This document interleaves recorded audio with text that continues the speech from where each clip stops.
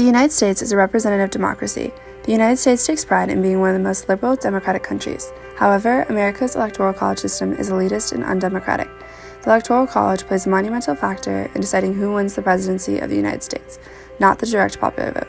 The electoral system was initially created to be exclusionary, and it still is today.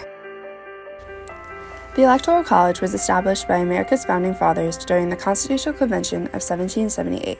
It was one of the many great compromises organized by the founding fathers. The electoral system was created as a backstop, an aid for the country. At the time of the Constitutional Convention, the founding fathers initially wanted to protect the country from uneducated, illiterate voters. They did not trust the American people to vote in elections. Instead, they only wanted the small population of white, educated males to decide. The system was initially created to advance the few that were already exceptionally more privileged. There are a total of 530 electors in the Electoral College. The number of electors to represent each state is based off of how many congressional members each state has, plus the additional 2 members from the Senate.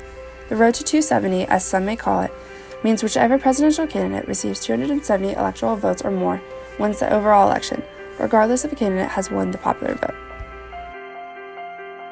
Do you think the Electoral College should be abolished? I said that in 2000, after what happened to the 2000 election with Al Gore. I was elected to the Senate that same year, and if you look at our recent history, we've had several candidates, nominees, who have won the popular vote and lost the Electoral College. What does that say? And it says that an anachronism that was designed for another time no longer works. If we've moved toward one person, one vote, that's how we select winners. I was amused after the French elections when I was listening to an interview with a French electoral expert, and he said, well, unlike your country, the person who wins the most votes wins. So I think it needs to be eliminated. The idea of the Electoral College being unjust became increasingly evident after the infamous 2016 election between Donald Trump and Hillary Clinton. If Trump is so unpopular, how did he win the presidential election? In the heated 2016 presidential election, Hillary Clinton won the popular vote with 2.8 million more votes than Donald Trump. The 2016 presidential election created an uproar of anger and frustration from the citizens of America. Although, Americans have to recognize that Trump won fairly through the system set in place, the Electoral College. Trump won 306 electoral votes, while Clinton only had 232 votes. An alternative to the Electoral College is the National Popular Vote Interstate Compact. The direct popular vote is when the people directly vote for who they want as their president. The National Popular Vote Interstate Compact is when an elector will pledge to vote for whichever candidate has won the popular vote in that state. The pact is enacted into law in only 10 of the following states: California, Connecticut, the District of Columbia, Hawaii, Maryland, New Jersey, New York, Illinois, Vermont, and Washington. This is clear evidence of how it is becoming more acceptable to think about the National Popular Vote Interstate Compact over the following electoral system.